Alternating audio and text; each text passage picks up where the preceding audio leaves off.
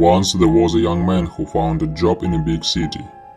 He didn't have much money, so the only place he could afford to rent was in an old, run-down apartment building that was in a bad area of the city.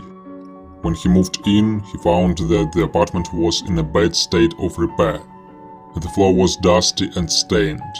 The furniture was falling apart and the wallpaper was peeling off the walls.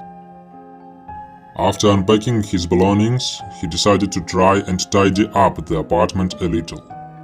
As he was tearing off a piece of peeling wallpaper, he happened to uncover a small hole in the wall. Peeking through the hole, he discovered that he could see into his neighbor's apartment.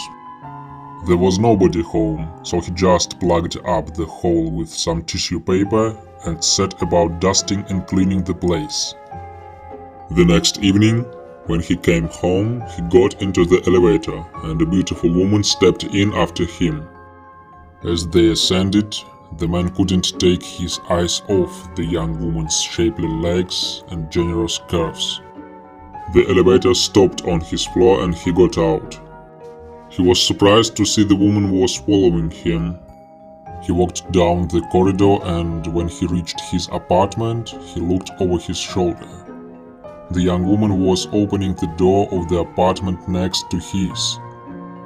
He realized that she was his neighbor.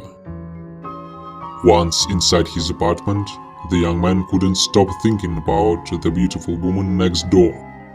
Unable to resist the temptation, he decided to take a peep through the hole in the wall. When he put his eye up to the hole and peeked in, he had a perfect view on the entire apartment. He was shocked when he saw the woman start taking off her clothes and preparing to take a shower. The woman apparently wasn't aware of the peephole, so the young man kept quiet and watched her undress. He couldn't believe his luck and was disappointed when she turned off the lights and went to bed.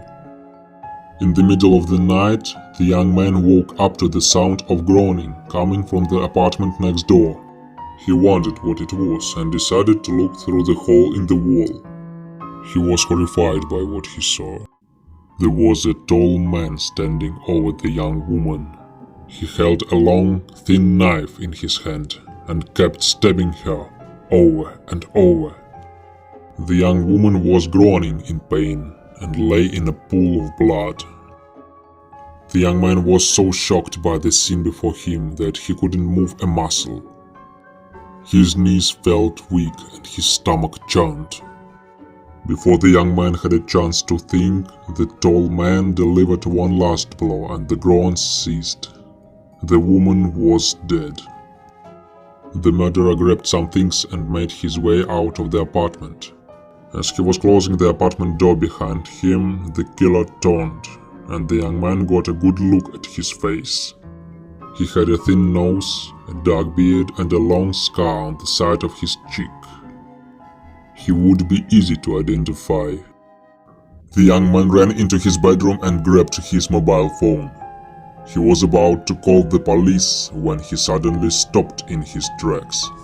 He held the phone in his trembling hands as his mind began to race. If he reported this to the police, they would find out that he had been spying on the woman through the hole in the wall. His neighbors would find out about it. His friends and family would find out. What would they say? What would they think of him? He would be embarrassed beyond belief. Slowly, he placed the phone on his bedside table and sat down. He never called the police. The next evening, when the young man returned from work, the police were waiting at his door. They told him that his next-door neighbor had been murdered during the night and said they needed to ask him some questions. He tried to keep them talking in the corridor, but they invited themselves into his apartment. Sitting at the kitchen table, the policeman asked him if he had seen or heard anything unusual the night before. The young man began to sweat profusely. He told them he had gone to bed early and must have slept through the whole thing. They asked him a few more questions, but he denied knowing anything about the murder. Just then, one of the policemen noticed the hole in the wall. He got up from the table and peered through it. "Are you sure you didn't see anything?" he asked suspiciously. "I just moved into this apartment 2 days ago," said the young man, his voice shaking. "I didn't even realize there was a hole in the wall.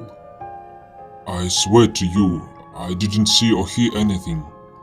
If I did, I would tell you." The policemen eventually grew tired of questioning him, and as they said their goodbyes and left, it seemed as if they believed his story. The young man couldn't forget having witnessed the terrible murder, but the guilt of not reporting it to the police quickly evaporated, and he tried to get on with his life. A week passed, and the young man gradually forgot about the murder. He blocked up the hole in the wall with paper, not wanting to be reminded of the terrible crime. He also installed new locks and a deadbolt on his apartment door. One day he picked up the newspaper and saw a story about the murder of a girl who had lived next door. It said that the police were still investigating and the murderer was still on the loose. That night, the young man woke up to the sound of groaning. It seemed to be coming from the apartment next door. He was puzzled. The apartment had been vacant ever since the murder. There was still police tape on the apartment door. Try as he might to convince himself it wasn't so, the sound was definitely coming from the next door. Curiosity got the better of him and he couldn't resist. He had to take a peek. With trembling hands, he removed the paper from the hole in the wall and looked through the peephole. At first he didn't see a thing. He waited for his eyes to adjust to the darkness, but he still couldn't make out anything. He couldn't even hear the strange groaning sound anymore. Only an eerie silence. Then, just as he began to move away from the hole in the wall, he saw something.